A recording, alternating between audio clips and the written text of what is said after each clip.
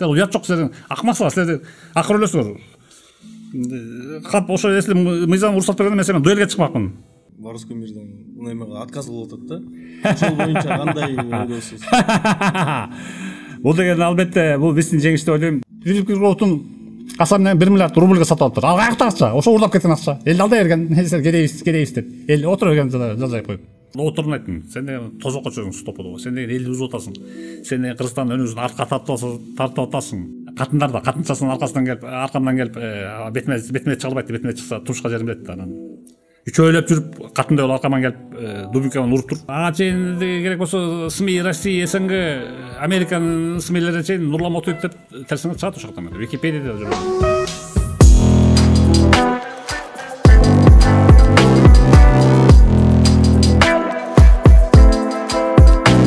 Салам достор, биздин YouTube каналыбызга кош келдиңиздер. Бүгүн өтө кызыктуу подкаст болмокчу. Анткени бизде экстраординардуу конок деп айтсам болот. Сиздер эч качан ойлогонун ойго да келбей турган конок. Эч ким жаш муундарга бизге өзгөчө тааныштырып да атын эле айтсам түшүнөсүңүздөр го деп ойлойм. Бүгүн бизде Нурлан Отуев байке. Ассаламу алейкум, кош келдиңиз. Ва алейкум ассалам, рахмат. Кандайсыз? Келгениңизге өтө кубанычтамын. Рахмат келип бергениңизге. Канчалык кыйынчылык болбосун, бирок келип ушу отурабыз, жаздырып атабыз. Жакшы, рахмат. Аллах разы болсун. Баары жакшы. Өзүңөр жакшы жүрөсүңөрбү? Жакшы атасыңарбы? Баары жакшы, сизге рахмат. Мындай биринчиден эле суроо берейин деп атам. Бизге жаш муунга сиз популярдуусуз, бирок сиз ким экенин элдер түшүнбөйт да, өзүңүздү жөнүндө бир эки сүйлөмдө айтып кетсеңиз жаштар үчүн. Негизи жаштар мени тааныбай баргандан бир күнү пайда болуп калганыма да таң калышты. Конечно, мен түшүнөм. Анткени эмнеге дебейсиңерби?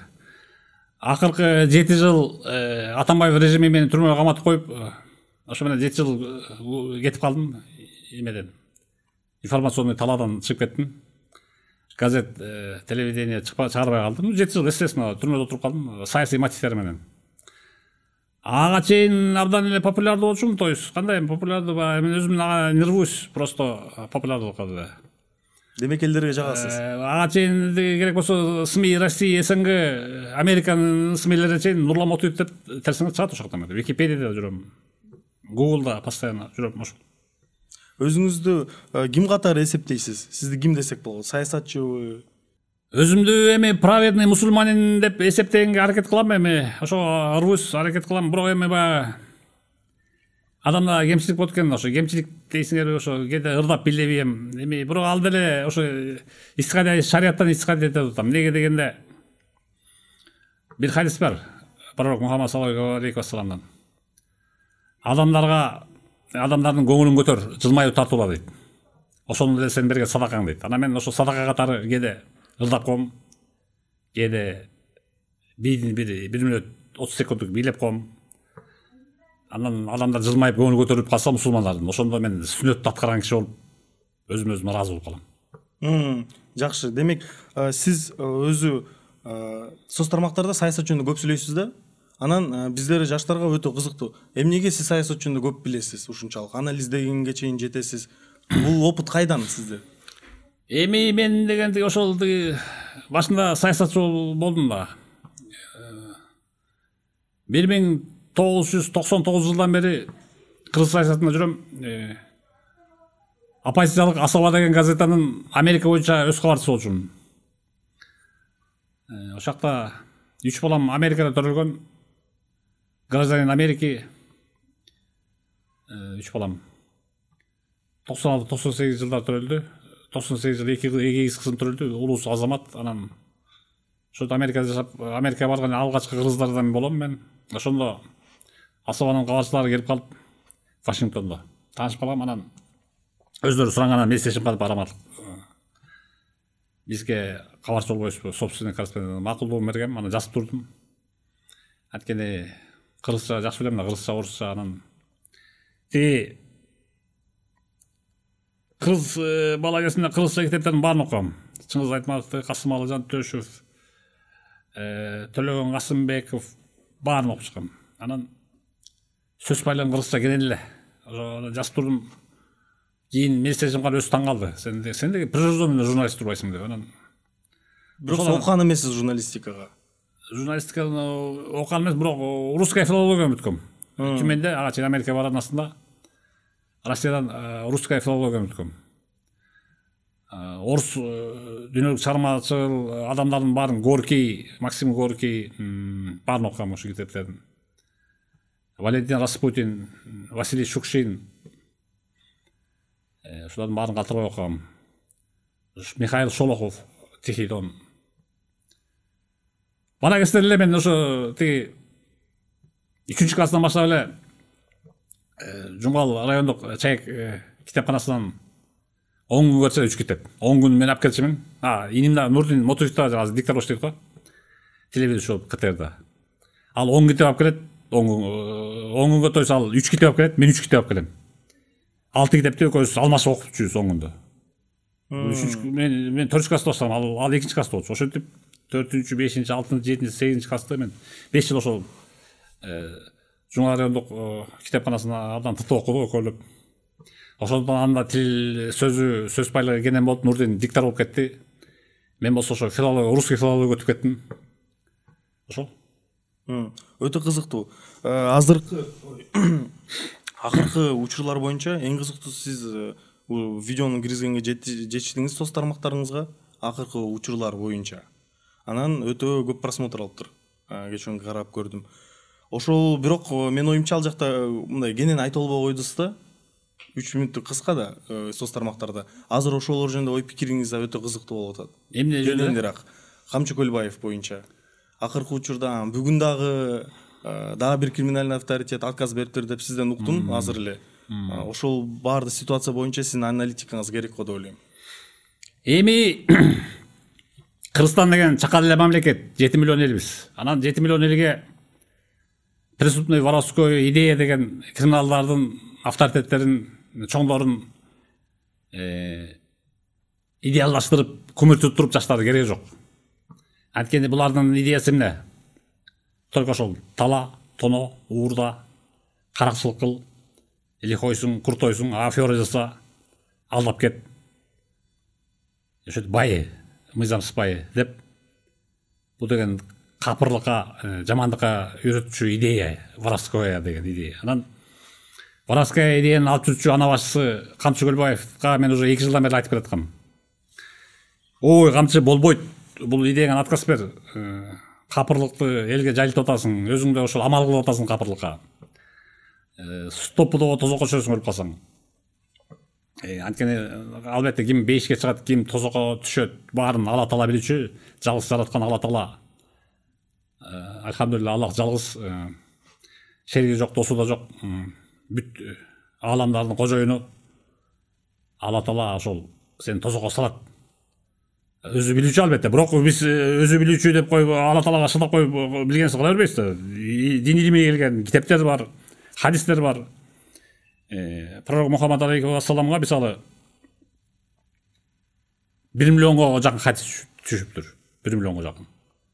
Пророк Мухаммад алейхи вассалам деген башы жазганды да окуганды билчү эмес. Анан откуда это все идет? 1 миллион хадис. Мен мисалы 1 миллион хадисти бир ашып кетсе, бир жатка билгеним бир кетет, ашып кетсе 1000 хадис жатка билем, 1000 хадис. Бизде 4 мазхаб бар исламда. Ханифа мазхабы, Абу Ханафи. Биз Хамбалит мазхабы, Ахмад бин Хамбал.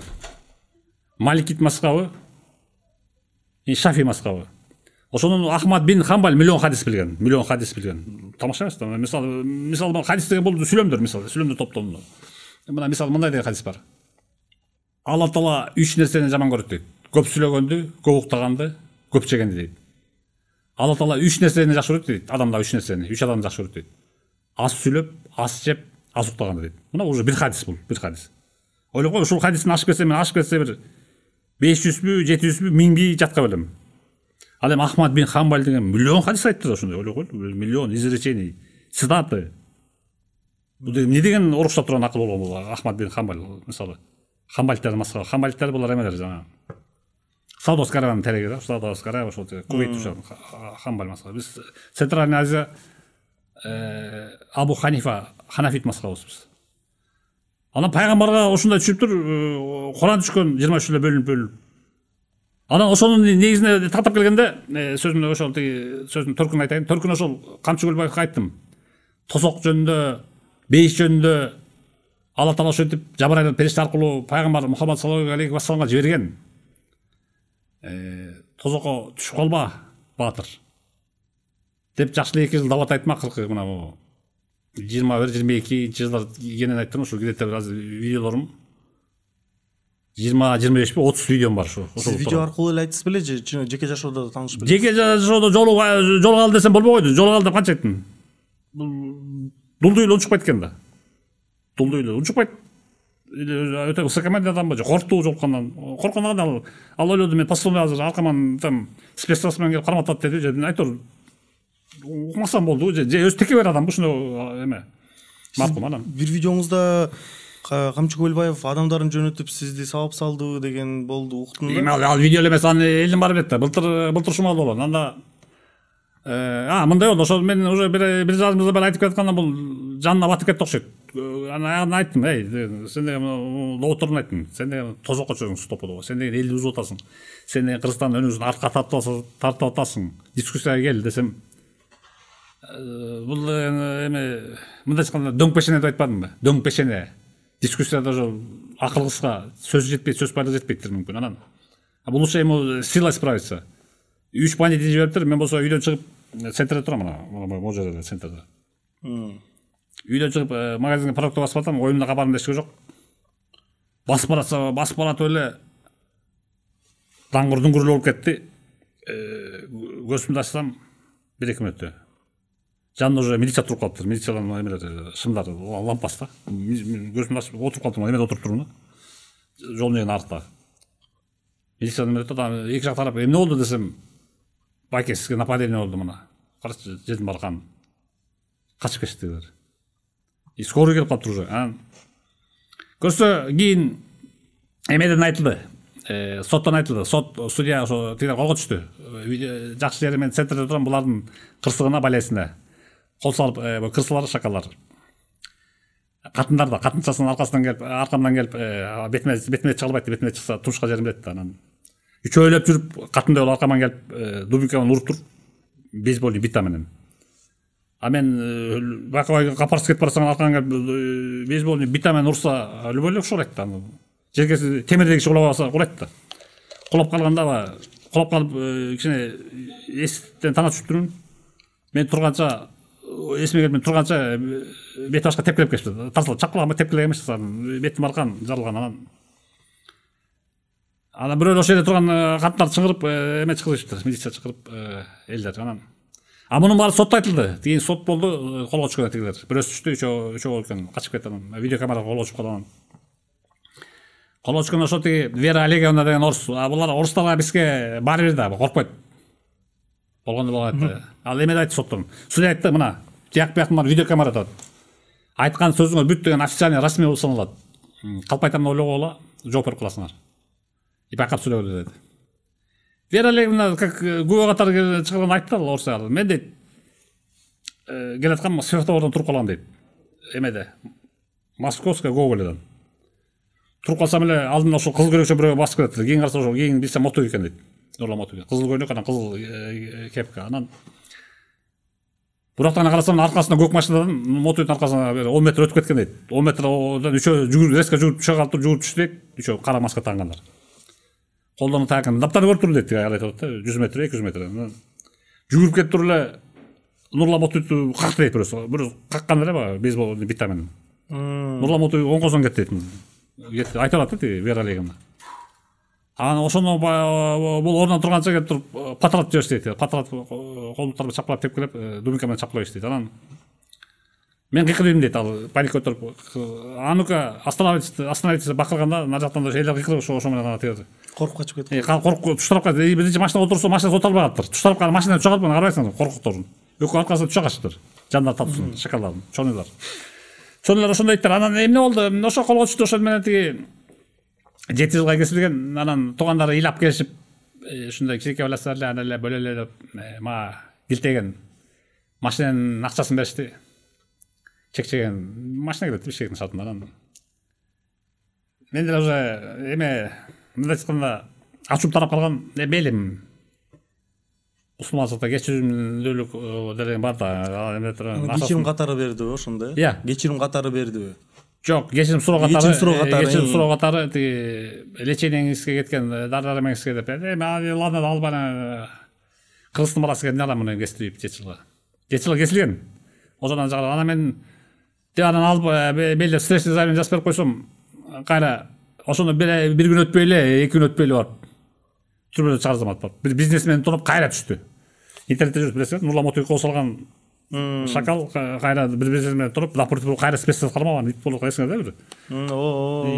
Ошол анан келесе экен, октябрь конченый экен. Анан бул акча көп экен. Акча каяктан карасаң эмне болуп эме шагал акчаны утуп кийинки бизнесмендер чыгып кетти по-моему. Кайра акча, өзү акча тоноп жүрөт, акча көп экен. Бир карасаң өзү виделага, квартира жайт. Жана көк машинасы эме экен аренда. Адвокат шулундайт. А мен сразу түшүндүм. Кто tego баштайт? Кто? ОПГ. Кто? Камчы Көлбаев акча утат. Атайын бөлүп койгон бюджет. Колго чыгып калсаң мына могу чакча, сен чыгарган могу чакча. Мотуев төлөп кала турсаң могу чакча деп чыгарып койгон. Анан бул жөнөкөй чыгарган жок, бул, по-моему, судья прокурору берди бул. Абдан берди. Жөнөкөй чыгармам. Бул бул тяжкий статья деген. Тяжкий статья бул. Элишкен тараптар элестеп чыгарып кеткен бул. Закон боюнча чыкпайт экен. Эки тарап элишкен менен ал чыгарбай коюшу. Закон боюнча, чындап закон боюнча чыкпаш керек экен. Чыгып кетти. Значит, акча кетти. Анан Көлбаевдин балдары келин анткени эки эмесин айтпай койду. А бул деген өзү бул баланы кийин билсем ОПГда учетто жүргөн экен. ОПГнын учетунан сот аркылуу алат. А сот деген продажный болуп калды. Акчалык түрдө чыгып атат. ОПГсын учетун снимать айтып. Фамилиясы керек болсо органдар азы көрүп отуруп кызык калса айтып берем фамилиясы ким экенин. Мына могу деди. Ошол анан ошо покушение кылды Көлбаев. Покушение кылып, анан ит экен дедим. Мен покушенияларды ойлодум окшойт. Мотуев коруп калды, сынып калды. Мен жизнь сынбайм да. Баягы эптеп өзүмө келдим, больницада жатып, операция болуп, лечение болуп, анан шишка огура тараган кара чыгын тагамда видео бар. Видео просмотр көп, миллионго жакын чукулдап калды былтыр шумалда. Больничный койкадан да сүйлөдүм. Камчы Көлбаев, сен деген арамтамак шакалсың деп түрөгөсүндө сүйлөгөм. Ошо таяк жегенден эле бир 10 күндөн кийин сүйлөдүм, больницада баягы өзүмө келгенден кийин. Сен деген арамтамак шакалсың. Ошол кезде как раз тажиктер кошулган, билесиңби? Былтыр экинчи жолго салып сентябрда. Сентябрдын 17-синде, то есть сентябрдын 14-15-inde тажиктер кошулуп атат Баткенге. Элдин баарын кырып, жоюп, талкаа бердинде биздин бийлик күчтүүлүк кылып, дрондорду учуруп, баягы бесплодниктерди. Буларды кырып кайра катуу отпор берип, биздин жигиттер жана Мирлан Урайымов ошогондор жана өзүнө жадырып 5-6 тажикти өлтүрүп кеткен. Ошондо биздин канча военный служба канча киши өлдү былтыр? 200 киши өлдү. 200дөй. Ошонун геройсу отвагасы менен Баткенди сактап калышты батыр жигиттер. Аларга таазим, терең таазим. Ошентип кылышып атса, тиги анан биздин бийликте эмесин көрсөтүп, күчтүүлүгүн көрсөтүп, бесплодниктерин кырып салды булардын. Ошондо тиги секретарь Совета Безопасности Марат Иманкулов өзү чыгып расмий айтпады. Тажик тараптан 200 киши өлдү, 400 киши жаралар болду. Расмий айтты. То есть аларга бизден көп болгон, жертва көп болгон. Үйлөрү бир айлык иште толук өртөнүп кеткен. Өртөп салган бесплодникти учуруп элечи. Мына биздин бийликтин күчтөнүп калыптыр өзү. Анан аз айтып кетейин. Анан ошентип атса, булар ошо Патшумов пайдаланып келип, мына көрүңөр, Көлбаевдин акмакчылыгы. Кыпрестин акмакчылыгы. Патшумов келип туруп Нурлан Мотуевке кошулдурат экен да. 15-16 жаңы эле бүтүп атса, жаңы эле ошо тажиктерди талкалап бүтүп атса. Бул 17-сиге турмай кошулдурат Патшумов үйдөн агынтып келип туруп. А мен ошондо айтпадым больничный койкадан. Акмаксың, идиотсуң сен деген Камчы Көлбаев. Деп түргөзүндөр айткан, түргөзүндөр айткан. Аз айтып атышпайбы? Сен кээ бир тупой түшүнбөгөндөр же жаңы мени көргөндөр интернет комментарий жазышпайбы? Сен өлгөндөн эмне айтасың? Мен түргөзүндө айтып жүргөм. 10-15 видеом бар түргөзүндө. Таяк жегенден эсиме күнөр замат айткам. Сен акмаксың. Акмак болсоң азыр чык. Кап бизде закондор колдукту чырмайт да эмесиз. Теги кактус медиада жүрөт. Кактус медиада окула. Бир окуйсуңарбы? Мадон айтканда саватсыздык бакыра бересиңерби? Саватсызсыңар силер. Даже китеп эмес, даже интернетте көрүп атып түшүнбөйсүңөр. Качан болгон, эмне болгон, патополикасын түшүнбөйсүңөр, сүйлөй бересиңер да. Анан айтасыңар. Өлүп калган киши антып. Мен түргөзүндө айткам Көлбаев деген. Акмак экенсиң. Крыса. Жок дегенде ошол дүйнөсүндө шылдың болуп, тиги жөн турбайт белең шылдың болбой. Тажик менен кыргыз мына Мечина или почта согуш алса эки мамлекет. Ошону Патшумов пайдаланып келип, жөн эле бир көчөдө бирөөнү салган жоксуңар. Силердин атактуу знаменитый Нурлан Мотуйков болсоңар. И кресло болуп каттында болуп аркаман келип болсоңар. Силер уят жок, силердин акмаксыңар, силер акыр өлөсүңөр. Кап ошо эсли мыйзам уруксат бергенде мен сенен дуэлге чыкмакмын. Эркексиңби же катысыңбы деген немем Кактус медиада турат. Кактус медиа сайт кайдымгы. Десем камчың ошону өчтөгүн чыккан жок. Бирок ошондой эле мен дагы 7-8 видео чыкты. Камчы деген ушундай. Дагы видеом жүрөт, эмеде сүйлөгөнүм. Атыр аркылуу видео ачат, интернет аябай көп. 100 000, 200 000, 300 000 просмотрлар. Камчы Көлбаевга түкүрдүм шакалга. Алмачысы ат салам дегенде ошо сүйлөп аткан сөздүн эбет туруп илип коюптур. Илип коюптур. Сиз көрдүңүзбү ошону? Ооба, мен бунун баарын көрүп чыккам, сизди даярданып атканда көрдүм. Анан менде мындай суроо чыкканда биз жаштар арасында обсуждение көп түшөбүз да. Анан ошо Камчы Көлбаев жөнүндө сүйлөгөндө биз үчүн өтө кызыктуу да. Кантип коркпой, элдин баары коркот да. ОПГ десе эле, тигин десе, сиз болсо мен коркпойм, мен эч кимден коркпойм деп туруп, бир видеоңузда мен я шахаду ищу деп айтыпсыз да. Ошол бесстрашияңыз каяктан? Мен эмне кантип коркпойсуз? Биз элдин баары коркот да.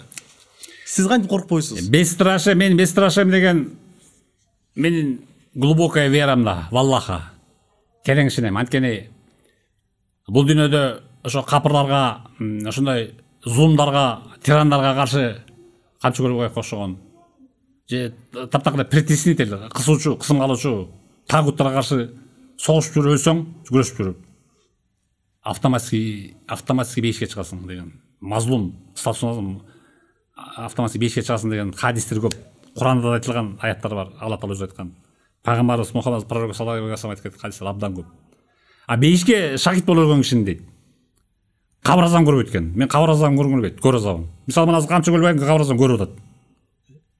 Алла Таала билүүчү. Ал эле айтпай, мен элдин баары кечирип кой деп кечирим сурап эле. Сен каяктан капырыкта жүрүп, талап, тоноп, уурдап, өлтүрүп, кырып жүрүп, анан сен өлүп калып, анан сен Алла Таала кечирбей, эй, молодец деп туруп кечирбей. Көр азабын көрүп атат, кабыр азабын. А шахидтен көрбөйт кабыр азабын. Мен ошо шахидти издеп кабыр азабын билесиң, жыланып чыгат, өрттөлөсүң. Бул дүйнөнүн оту эчтеке эмес, тозоктун оту дейт. Жетимиштер күчтүү экен. Анан хадистер бар го. Сен өлгөндөн кийин эле көрүнөт. Кабырыңдын бир жак бурчу дейт. Же бейиштин багы болуп турат.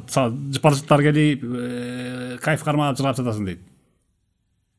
Бейиште орну көрүп. Бул праведниктер, олиялар, сахаба, табииндер жакшы жашап өткөн ошолор алымдар. Жакшы алымдар, кээ бир алымдар да бар. Элдин көңүлчү сүйлөй бере турган. Элдин көңүлчү эмес, истинаны сүйлөш керек, хакты сүйлөш керек, чындыкты. Жана ошондой эле кабырдын бир эмеси бар дейт. Биздин тил менен айтканда ошо экран сыяктуу болуп көрүнүп турат го, экран ана мындай эме болуп көрүнүп турса керек. Тозоктун бир эмеси келип турат дейт. Илеби келип турат дейт. Ысык жар, моундай кысат экен, кабырлар моундай кысылат экен бирине. Жылан чаяндар чыгат экен, ойлоп кой, илеген дүйнөнү биз кинодон көрүп анаконданы көрүп жүрөбүз. Тозоктун анакондасы чыгып кетсе кандай болот? Сонунда турса сен кандай болот? Анаконда жутанда турса. Тамаша эмес да. Буну баары Алла Таала өзү айткан Куранда. Хадистер аркылуу пайгамбар айттырган, Жабырайыл периште аркылуу жиберип. Ошо үчүн мен кабыр азабынан корком. Кабыр азабын кайда эмес, Көлбаев көрүп атат мүмкүн азыр. Мына өлгөн 2 күн болду. А мен кабыр азабын көрбөш үчүн сразу шахидтердин даражасы дейт. Каны жерге тама электе дейт. Бүт күн өргө кечилет дейт. Ошо кан төгүсү дейт. Ошо шахид болду. Мисалы бир чорный менен бурчтан келип таң катса, мен өлсөм, билесизби, кан жерге тийелекте эле бүт күн өргө кечилет экен. Сразу душа бейишке учуп кетет экен, бейишке алып кетет Алла Таала сразу. Телең жата берет, көргө алып көмүп коет. Бейиштин бир багын ачып коет. Парашют келип турат экен мындай. Сиз өтө кызыктуу теманы баштадыңыз. Анан мен TikToктон акыркы 2 күндө өтө TikToктон, Instagramдан көп видеолор көрдүм да, элдердинчи. Элдер Камчы Көлбаевди эме каза болгонуна кайгырып, кандай бир аны көтөрмөлөп, жакшы анын жөнүндө жакшы сөздөр жазып, элдер көтөрмөлөп атат да. Бирок бул запрещенный бандит деп айтсак болот да. Анан аны өтө көтөрмөлөп элдер аны жаман жылдыз кылып чыга берди акыркы 2 күндө. Жакшы жамандагандар да бар, жакшы кылгандар адамдар бар да. Ошондо Камчы Көлбаевди кандай адам катары түшүнсөк болот? Өзү чынында, чындыкка келсекчи, өзү кандай адам ал? Героизациялап, романтизациялап дебейсиңби? Романтика. Герой Камчы Көлбаев менен айтып атпайм, бир сөзүм айткан тагут. Тагут деген бул нет божества кроме Аллаха дейт. Бул божество мындай айтканда. Эмеде айтат. Шагара кирмесинде. Ла илляха иллаллах Мухаммад Расулуллах дейт. Орысча отурганда нет божества, кроме Аллаха дейт. И пророк Мухаммад его пророк дейт. Деп айтылат да. Кыргызча айтканда Аллахтан башка Кудай жок дейт. Пайгамбардан элчиси дейт. Пророк Мухаммадтан элчиси деп айтылат. Мына ла илляха иллаллах Мухаммад Расулуллах. Булар болсо, булар уже тагыт болуп калган, булар уже баягында гордыня, мен деген эме болуп калган, спес пайда болуп калган. Нафс, арабча айтканда нафс, кыргызча айтканда нафси. Мен деген эго пайда болгон, анан булар ошо элдин бар буга жумуп турушун каалайт, кызмат кылып турушун каалайт, чай, кофе алып келип турушун каалайт, услуга болуп турушун каалайт. И баары коркуп мындан калтырап титеп турушун каалайт. Буну тагут деп коет. Радида болсо Аллахка дебейт. Мисалы, Пайгамбар пророк Мухаммад саллаллаху алейхи ва саллям көп сакалдар отурган жерге кирип келгенде баары ордон тура калып мына приветствие кылса ачуусу келчи, кабаган түйүп минтпей жүргүлө мен дечи. Деп келе мен минтип приветствие этпей жүргүлө дечи. Тагуттарды приветствие эткенде. Муну ошо чоң королдор каалайт, муну элдин баары дүпүрөп турган. Бул Пайгамбар тыйган, мен андай антип урматтабай жүргүлө деген. Көрдүңбү? Анткени Пайгамбар тирүү кезинде эле Мирашка барып келип, тозок бейишти өскөсүнөн көрүп келген. Алла Таала алып келип көрүп келген, көрүшүп келген. Мираш деп коет. Тозок кандай болуп, бейиш кандай болуп көрүп келген. Пророк Мухаммад саллаллаху алейхи ва саллям чын ниетинен корккон, анткени өскөсүнөн көргөн, бул дүйнөнүн кереги жок болгон. Бул дүйнөнүн байлыктын кереги жок болгон. Бир кепеде жашаган. Албетте ал калып Алла Таала мойтуп о деп дуа кылса, конечно, тоодой Ухудтоосуна алтын бермек Алла Таала. Ухудтоосундай чоң казына бриллиант жиберип коймок. Бирок калган эмес. Сознательно кедейlik тандалган. Анткени көрүп келди бейишти, өскөсүнөн көрүп келди. Тозокто да көрүп келди.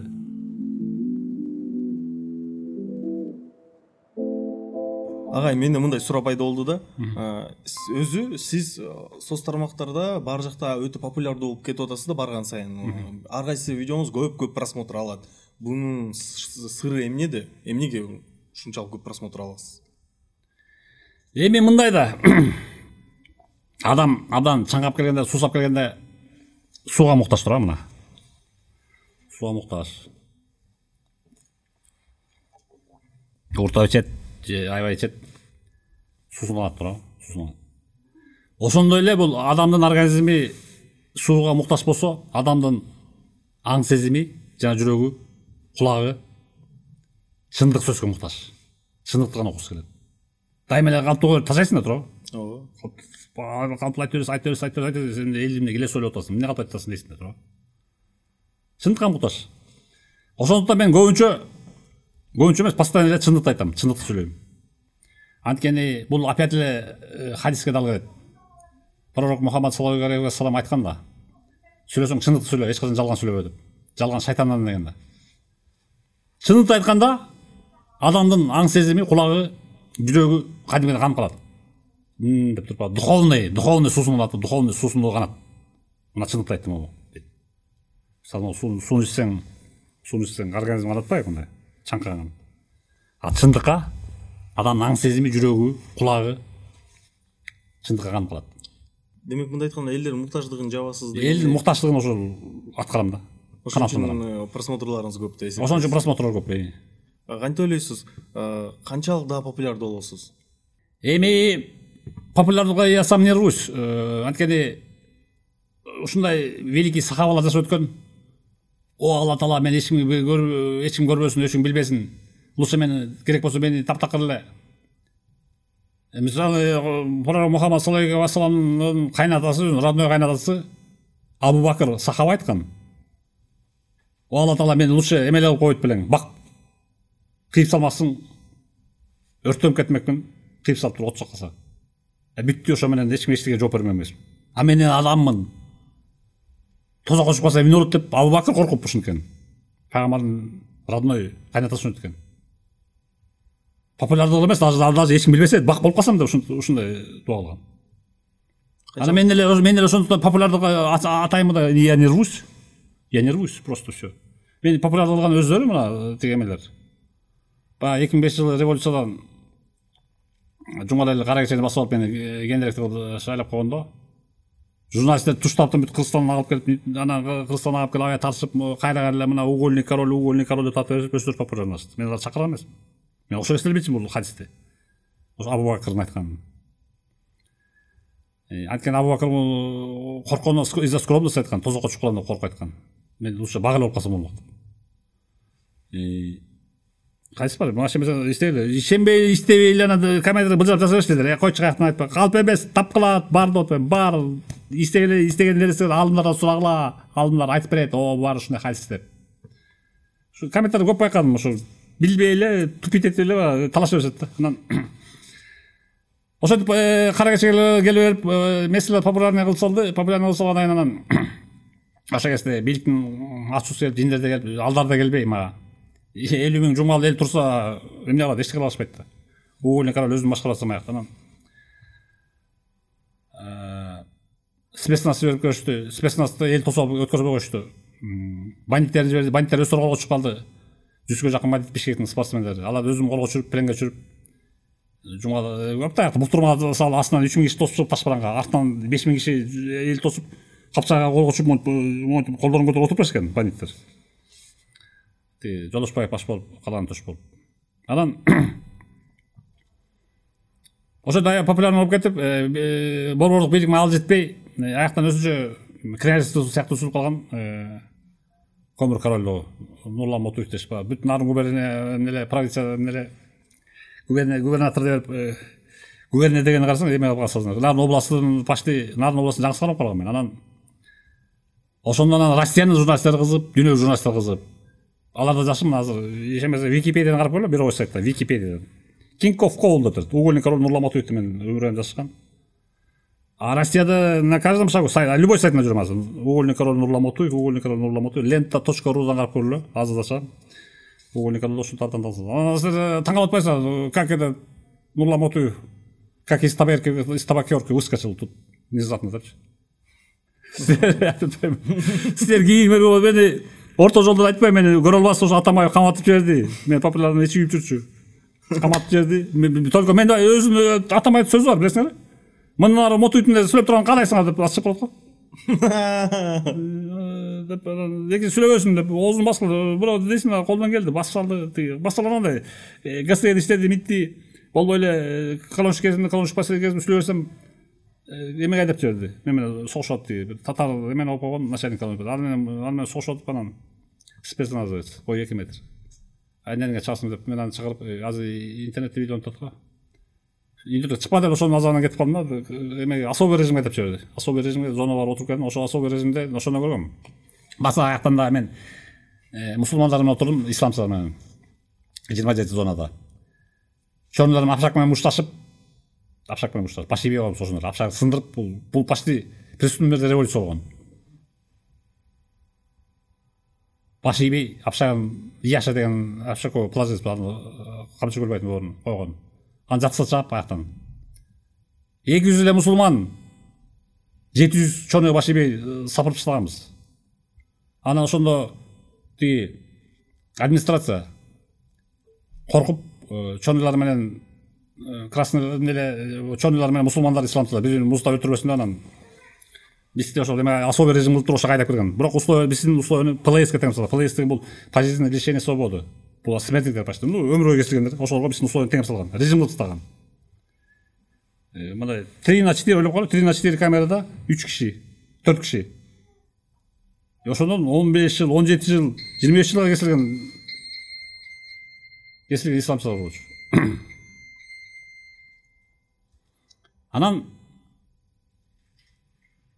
мына чындык сөздү окуп келбей, ошо мен коркушуп ошол жакка чейин калып, ошо особый режимди көрүп келгем. Бирок мен атайым я не рвался. Мен мындай кол менен кыла эмесмин. Мен просто ошол сөз эркиндиги деп отуруп келгем да. Сиз азыр ошол зона жөнүндө айтып берип атсыз, жакта азыр звук чыгып, жана коркунучтуу болуп кетти го бир учурда. Тырың деп. Эгер ошол зона преступный мир жөнүндө кайра сүйлөшүп отур мен ошо революция кылдык. Ошондон кийин жүрөктөрү түшүп, бүт Кыргызстан зоналары 10-17 ушундай зона бар. Чоңдон өзү чөбүп салды, исламчы мусулмандарды өзүн чөбүп салды. Бирок баягы эле бак исламчы мусулмандарды болгон жесткий ошол ПЛС-ын уровень теңеп, подзамочник кылып, а бирден маселе закрывашка атагандын башы закрывашка. Сен түшүнүп туруп сүйлөп берчи. Закрывашка эмес ал. Ал деген власть айдап кирди, особый режим, подзамок деп коет. Закрывашка черный арасынан болот. Картадан алып туруп, каршы болуп калганан төлөлбөй калганан качып барып жашылат. Нарда ойнап туруп, карта ойнап туруп. Ошол закрывашка дейт. Качып барып жашаган. А бери целый когортаны, сословияны исламчылар барып камап атса, власть спецназ менен келип, спецназ турган автомат менен. Киргизип атса тиги особый режимге, камерный режимге. Каяқта закрывашка? Айла жок келесиң. Спецназ аркаңа автомат тагып турсаң кире албайсың. Мына. Керсе эмне Көлбайдын спецназ менен эки ок менен жок кылып койду. Татыратып туруп жок кылып койду. Ошондой да. Мыйзамга баш ийиш керек да. По-любому. Ошол мыйзам воровской мир жөнүндө теманы козгоп салдыңыз. Ошол боюнча суроо азыр жакында эле канча деген криминалдык авторитеттер өзүнүн воровской мирден немеге отказ кылып атат да. Ошол боюнча кандай ойлойсуз? Бул деген албетте бул биздин жеңиш деп ойлойм. Анткени биздин жеңиш деген кандай? Мен дегенде ошо акыркы 2 жыл идеологический оборот кылдым. Айтып аттым. Мусулманчылыкка келгиле, камчы мусулманчылыкка кел. Мусулманчылык деген бул адамгерчилик. Синоним экөө бирөө эле. Мусулмансың, адамсың. Мусулман эмессиң, адам эмессиң. Көчөдө жүргөн бир, каңгып жүргөн бир эле соосуң. Бандитсиң, чоңуйсуң. Ушул деп мен өткөн көрүп атам мына. Мен 2 жыл каштап келдим. Анын үчүн таяк жеп больницада жатып чыктым. Айтоон власть кылып койду мына. Камчы Кыдыршаевич баштаган ККМ анан власттар расмий август айында айткан мына власттын биздин власттын күчтүүлүгү, мыйзамды сактап коргой билгендиги, толеранттуулугун көрсөттү. 2 ай срок берди. Чыгып кеткенде август айында айтты. Туурабы? Ташиев айтса, ККМ башчысы.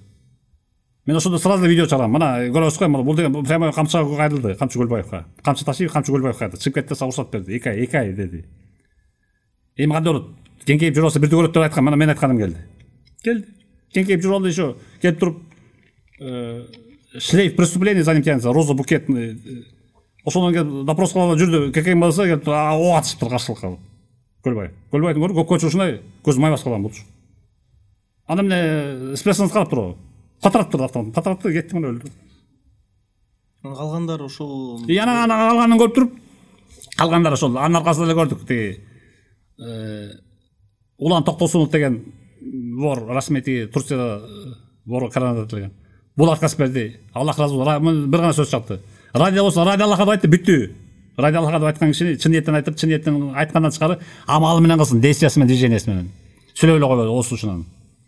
Амал менен кылып мына мен бүт отказ бердим деди. Аллах разы болсун. Сакал Улан Токтосунов сакал деген кличкасы. Ал отказ берди. Анын аркасынан тиги Женго деген Ош Баткен Жалалабадтын смотрящий, Көлбаев койгон смотрящий, ал отказ берди.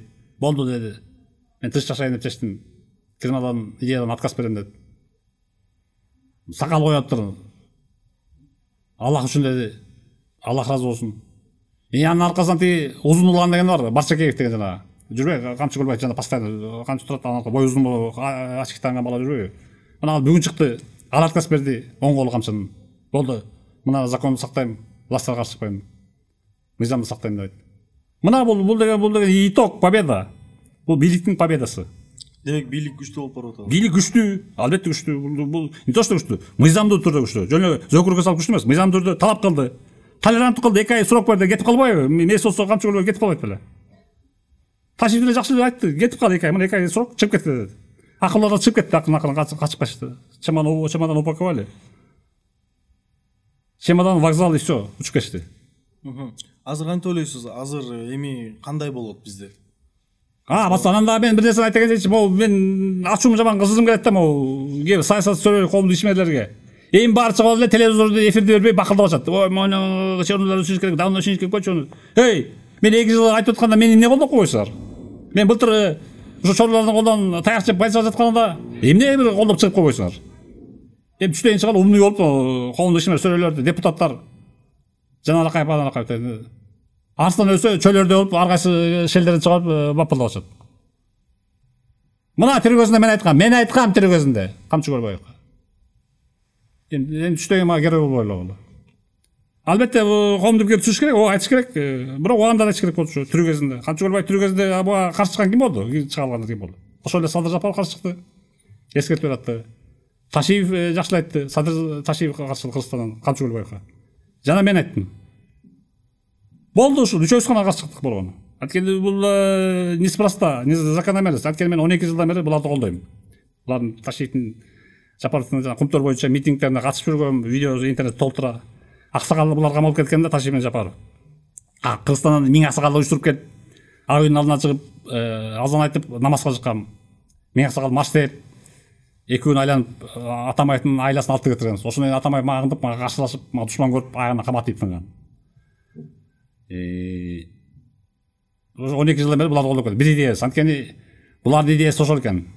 Ал кезде Атамбаев билесиз, тиги Европаны турайм деп тиги Германияның системасын алып келип койгон. Канча 100 партия, ана фракцияга бөлүнгөлө, премьер-министр башаламан кашка кылып тастаган да. Европаны турайм. Европаны турап эмне аласың? Биздин сознание, биздин менталитет совсем бөлөк. Биздики мына исламский, мусулманга жакын. Мына азыркы бийлик болсо, идеяларыбыз, ойлорубуз бир экен. Мына Садыр Жапаров келди, жаңы конституция түзүлдү, эмне болду? Бир падышага баш ийүү болду. Бир гана падыша баш ийүү, бир гана падыша чечет баарын. Деген. Исламдан алып карасаңдар эле ошондой. Булар 100% исламский деген жок, бирок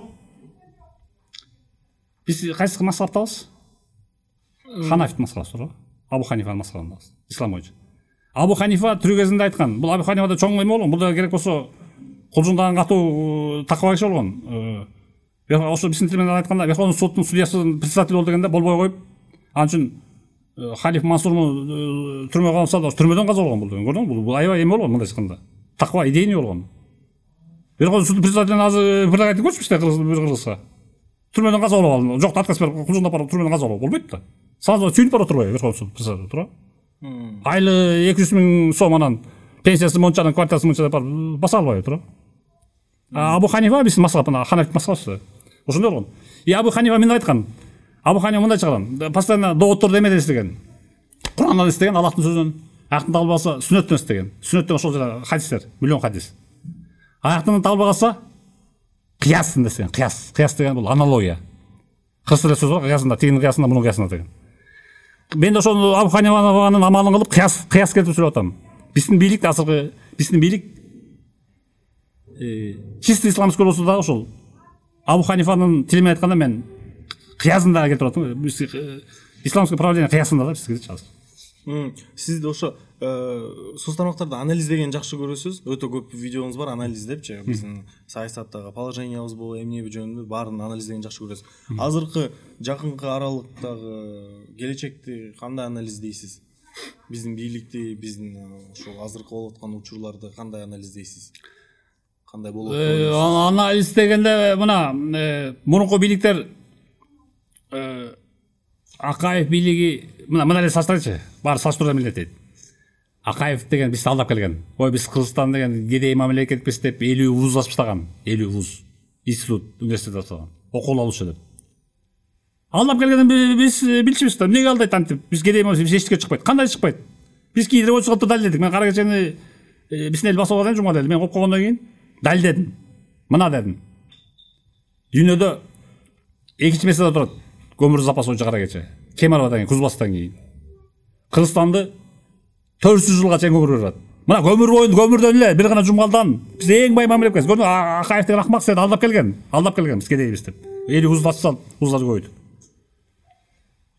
Кумтөр айткан, жетекчилер эмне отурасыз? Барасы аскыла, баскыла, чапкыла, жолду бугула деп эметкен болот. Эркин Иманкожоев ошону барып турган жолду буган. Жолду буп 300 зер эметпесер, агыма интервью берген. Мына калп айтып, Кумтөрдү мен баштап берген кыз ошону. Агыма интервью берген. Айтып бердим, мен кара кечен алган каттап журналист, ошондо интервью берген. Кызыктуу эме эмелер көлүктөрүн отур, жетекчилер. Жолду бубай, мына кара кечен биз жолду буп туруп алып койдук. Жолду бубай десем, анан ошону жосу булар колдон келбесе биз барабыз жумгалтап, буюш десем, ошондон намыстан Эркин Иманкожоевдун башына коюп, жолду буп Кумтөрдү алып коюшкан. То есть Кумтөр кысашташкан да. Андан Исабеков деген депутаты расмий киришип, бирок Исабековдун дагы эмеси бар экен. Мен арка менен ошол аябай Кумтөрдү бул аябай эле эметти, көп нерсе бумага айтып, то есть коркутуп буларды, соттойм деп жүрүп буларды. Бумага айтканда закон туруу бумага айтып, элге төлөттүрүп эме акчаларды Кумтөрдү. Бирок ошондо да бизди жамандап атты да, көрүлбас кылып жамандап. Кара кече эмне жамандайт? Мен арка менен кирип алып Кумтөргө. Исабеков деген депутат. Кубанычбек Исабеков. Вице-спикер болуп жүрдү. Көрөлбастыкты Кыргыздын канынан кетсе болот эле ушул. Мен ушул Кыргыздын оорусу да бул көрөлбастык деген. Анан ошол анан далилдедим.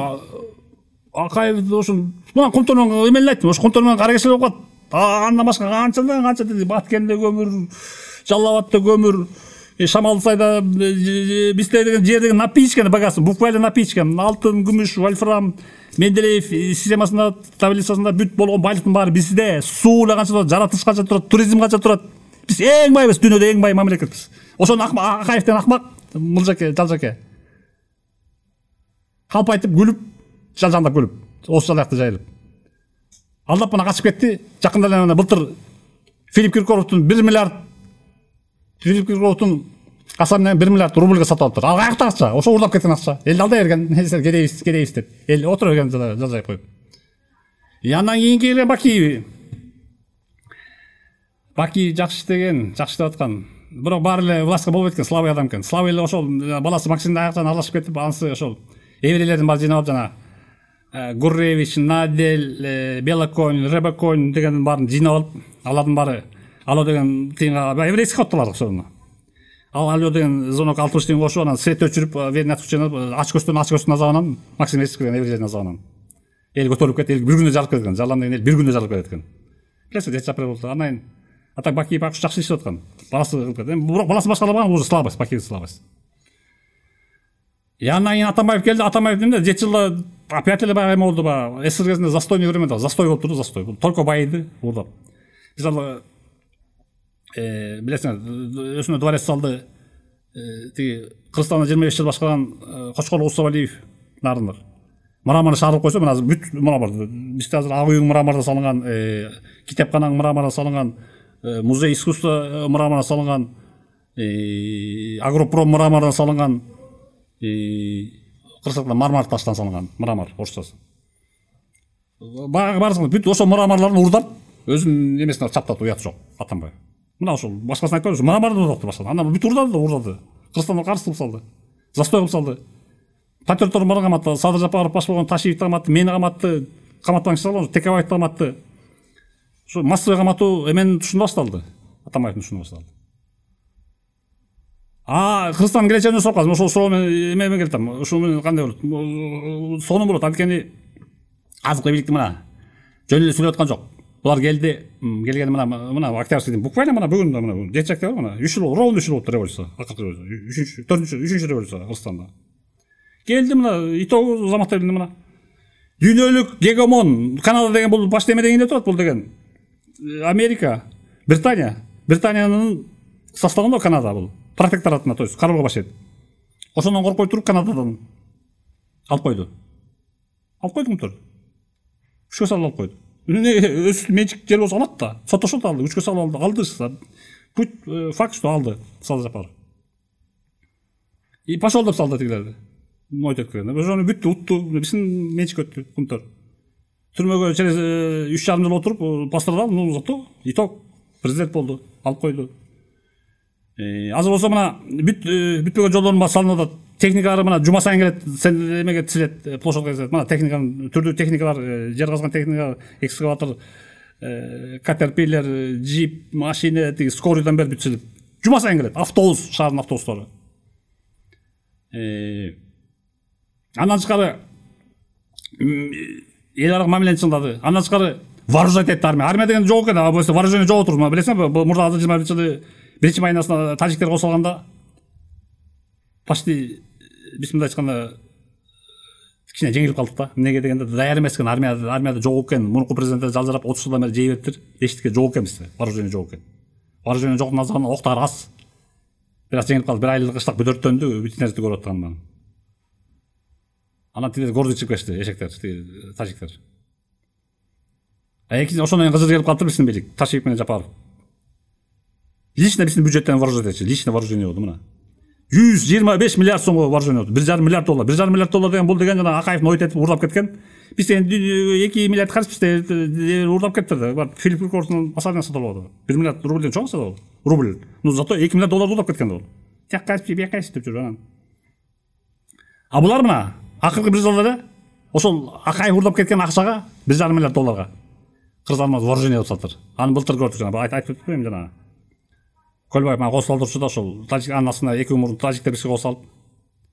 ошондо жалаң дрондор учуп булардын эски көлүн кетип кылды, өртөп салды, талкап салды тажиктерди. Бир айлык иште целый өртөнүп кетти. Марат Иманкулов секретарь совета безопасности эме айтты, мына расмий түрдө айтты. 200 өлдү, 400 жаралуу болду. Бул жашырып калган андан көп өлдү, бул тажиктер кырылып калды. Баардыгы кырылып калсын.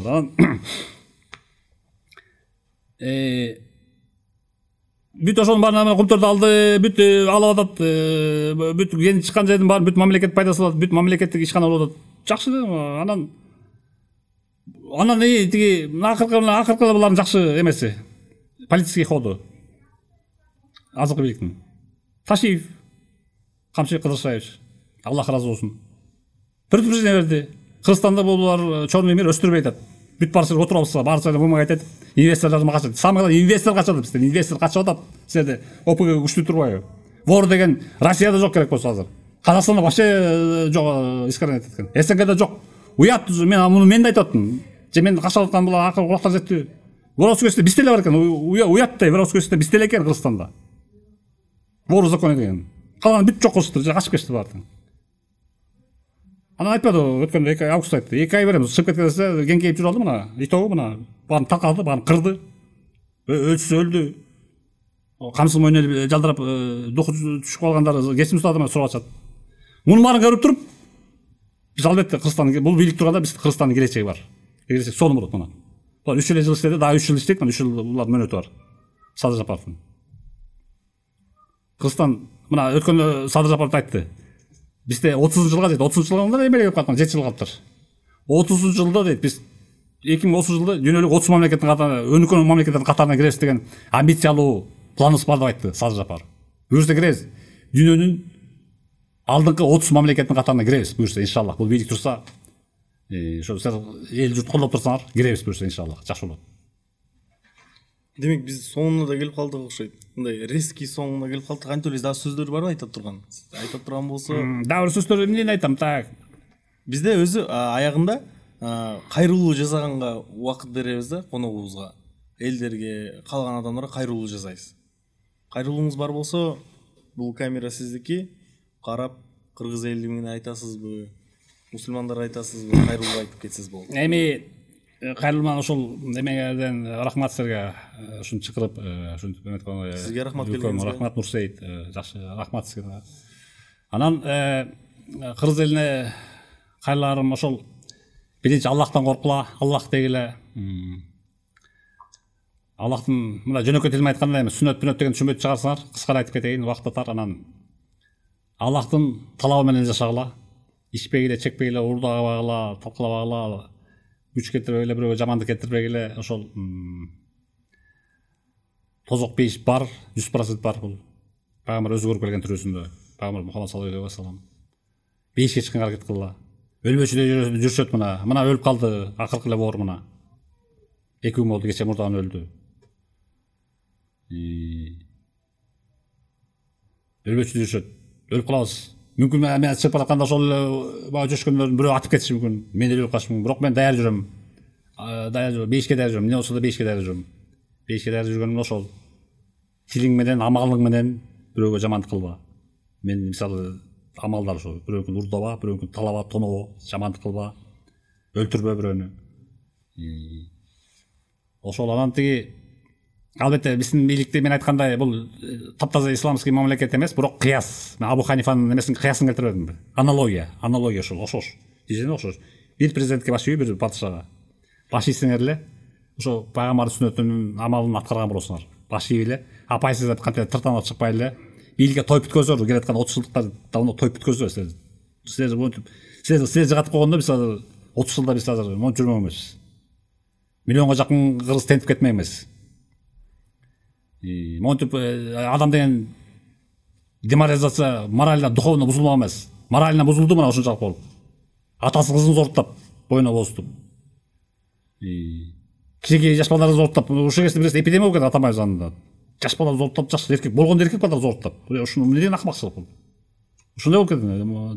Жакында болсо мына кулак мурун кескенге чейин өчтү. Мунун баары эмнеге? Мунун баары паширет эткенен, паширет этип коюшкан караларды. Анткени закондор жумшак болуп кеткен. Мына азыр деле гуманизация деген Атамбаев менен Текебайдын законунун азабын тартып атабыз. сорумай жемек тушуна кирди. Мыйзамдар уголовный кодекс абдан жумшак. Ошо үчүн чыгып кетип атышат. Миллиарддап миллиондоп жеп, миллиондордоп чыгып кетип атышат. Ошо жана пробация деген эмени киргизди. Пробация деген болбос кылмышкерлерди гумандаштырып, көзүн карап турган эмени киргизди, система кирди. Ошо пробацияга ишенип атат мына азыр бизге кылып аткан. Бирок бул бийлик жестко подошел. Бир күндө таркап салды мына. Бир күндө мына опугун лидерлери асты өлүп, аркасы чимкирип чубалжып, кечирим суранга мажбур болуп атышат. Андыктан ошол кыргыз элиме айтарым, ошо жөндөн эле кынтыгыстап эле азыркы бийлик асты бербей, наоборот жардам берип, сүйөп, жүлөп таяп, жардам бере алсаң унчуп отуруңар чоң олжо. Ал эми азыркы сиз айтпадыңызбы башында жаштар ошол кызат. Жаштарга ошол айтарым эле ошол. Эч кандай ворлорду күмүр tutпагыла. Силердин күмүрүңөр ошол болуш керек, жана Чубак ажы, Бактияр ажы азыркы чыгып аткан. Жакеев атын унутуп калып, Жакеев деген аалым. Жаш бала чыгып атат азыр 80 жылкы 85 жылкы балдар. Чубак ажы, мына ошо ажылар, алымдар сабактарын окуп, андан тышкары спортсмендер жана Жоломон Шаршанбеков, Акжол Махмудов, ошолор силердин күмүр болуш керек. Андан тышкары жана чыгып аткан жана көптөгөн бар ошол жана IT технологияны өндүргөн Google иштеген кыргыздар. Вот ошолорду күмүр тутуп, вор дегенди унуткула. Вор деген мына акыры өлүм менен бүтөт. 30-40тан өтпөй эле өлөсүңөр, вор болсоңор. Опук болсоңор андан да жаман таркайт. Мына күчтүү мына азыркы күчтүү бийлик келсе, таркап таштайт бир күндө. Бир күндө жок болосуңар. Унуткуландай идеяңарды. Өтө кандай айтсам, өтө кыйын кайрылуу болду. Сиздин келип бергениңизге рахмат. Мен үчүн өтө өзгөчө болду. Сизде экстраординалдуу дагы бир жолу кайталап кетейин, адамдар менен таанышыш, угуш. Мага жаш муңгатарга мындай кандайдыр бир сиз бир суроо берем, сиз көп ага ушунчалык жооп бересиз, менде башка суроо жок калып атат. Бирок ага карабастан көп кызыктуу нерселерди билдим, маанайымды да көтөрдүм. Элдерге дагы туура үлгү нерселерди айтып кеттиңиз деп ойдомун. Демек, урматтуу көрүүчүлөр, өзүңөрдүн ой пикириңерди комментарийге жазгыла. Ушул подкаст менен туура адамдарга бөлүшкүлө, жакындарыңар менен бөлүшкүлө, лайк баскыла. Анда эмесе көргөнүңөргө рахмат. Нурлан байке, сизге келип бергениңизге рахмат. Аллах ыраазы болсун, сизге да рахмат чыгарганыңызга. Аллах ыраазы болсун. Кийинки көрүшкөнчө.